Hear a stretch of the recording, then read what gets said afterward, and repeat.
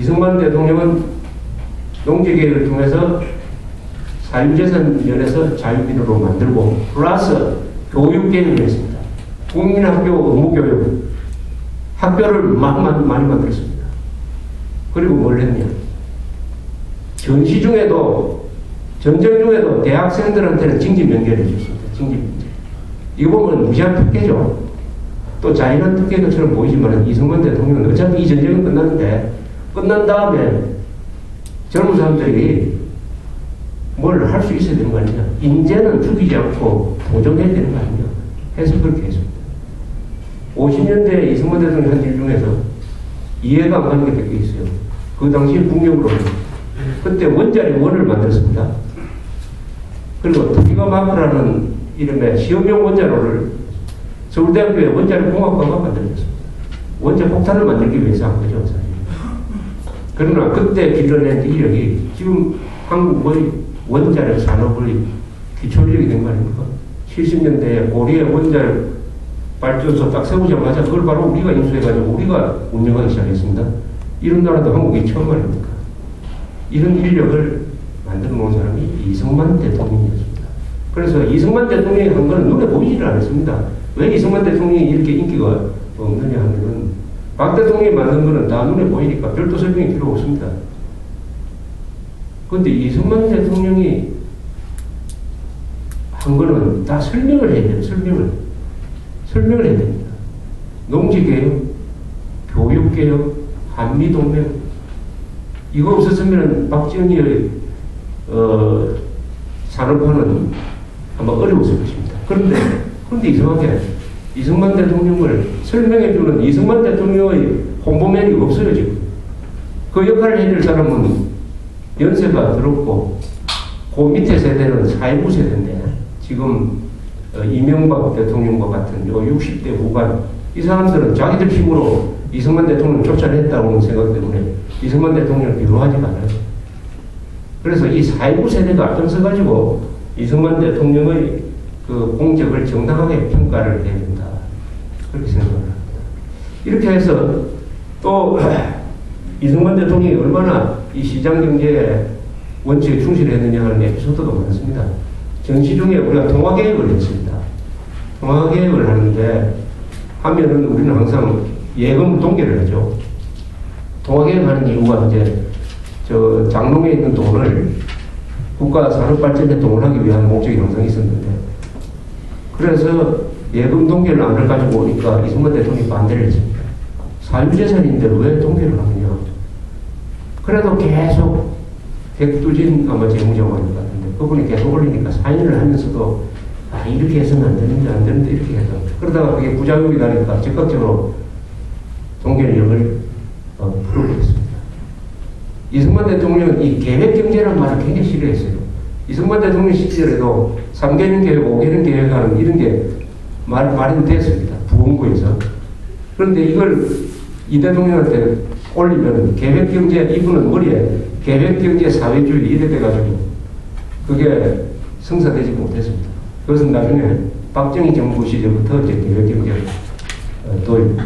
그런데 이승만 대통령이 왜 자유를 경제적 측면에서 이렇게 신전처럼 가지고 있었느냐 하는 것이 참 신비하게도 보여요. 신비하게도 보여요. 그분이 시장경제를 경험한 분도 아닌데, 그런데 이분이 독립운동하면서 회사를 한 경영한 적이 있어요. 하와이에서 목탄, 술 만들어가지고 납품하는 그런 것도 하고 학교도 경영한 적이 있습니다. 그래서 돈에 대해서 아는 사람이에요. 또 돈 모금을 참 잘하는 사람이었습니다. 이승만 대통령은 1호가 많습니다. 이승만 대통령은 한국 최초의 박사죠. 이승만 대통령은 아마 지금까지 한국 사람 중에 가장 학력이 높은 사람이죠. 조지 워싱턴 대학에서 박사, 하버드에서 석사, 프린스턴에서 박사 논문도 아주 잘 썼습니다.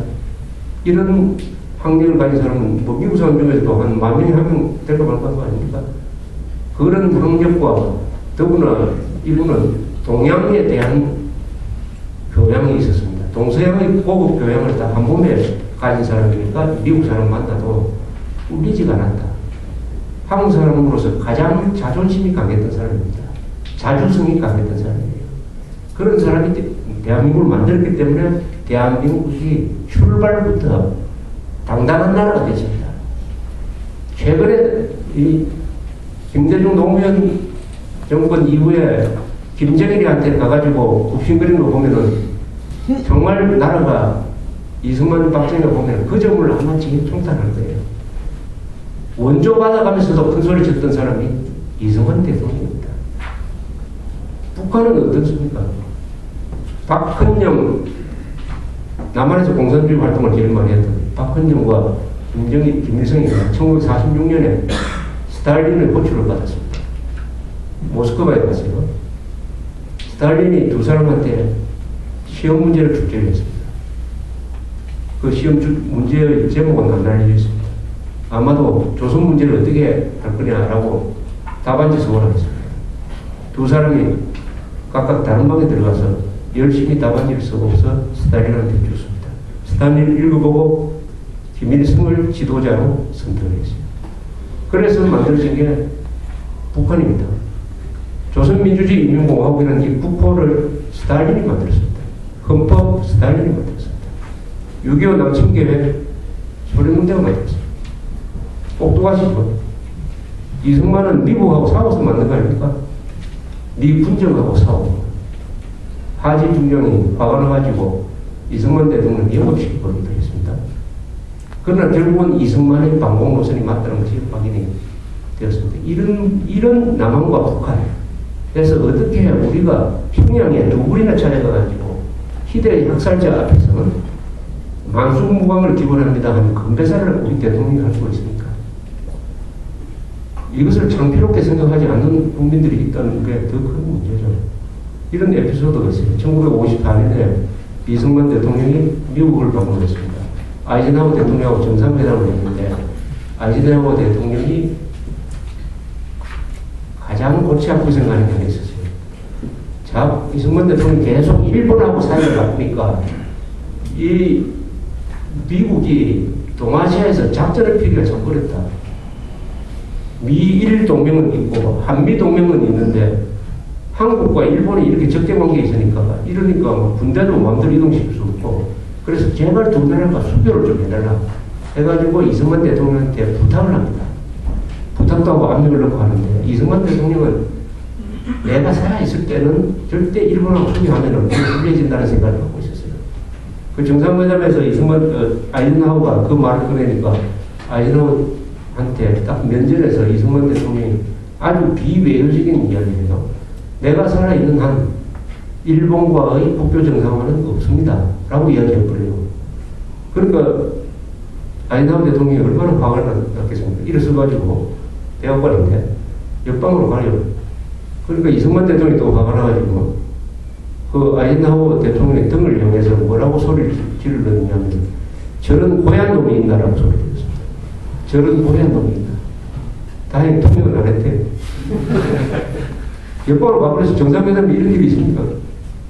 그러니까 장관들이 가서 말려서 아이젠하워 대통령을 다시 모시고 오니까 이번에는 또 이승만 대통령이 일어나가지고 딱 시계를 보더니 내가 지금 내셔널 프레스 클럽에서 기자회견을 하게 돼 있는데 내가 좀 준비할 게 있으니까 먼저 가겠습니다 하고 가버렸습니다.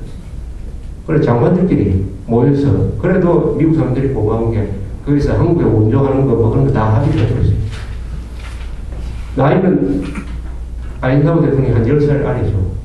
이런 사람이었습니다. 이승만 대통령, 미국 사람들이 제일 골치 아프게 생각한 사람이었습니다. 그런 이승만 대통령을 누가 좋아했겠습니까? 아니 원조 받아가면서 저렇게 미국한테 달려들어가는 사람을 누가 좋아했겠습니까? 그러니까 온갖 험담을 했습니다. 완고한 놈이다. 독재자다. 한국에서 민주주의를 기대하는 것은 쓰레기통에서 장비가 피는 것을 기대하는 것과 똑같다. 이런 악담을 했습니다. 지나놓고 보면 그때 이승만 대통령이 그렇게 얼굴에 철판 깔고 국익을 지키기 위해서 욕을 먹어가면서 악역을 하지 않았더라면 오늘의 한국은 존재하지 않는 거죠. 그분의 그 악역의 결정판이 방공포로 석방으로 미국을 위협을 해가지고 만들어낸 한미동맹인 것입니다. 한미동맹. 한미동맹은 이승만의 작품이죠.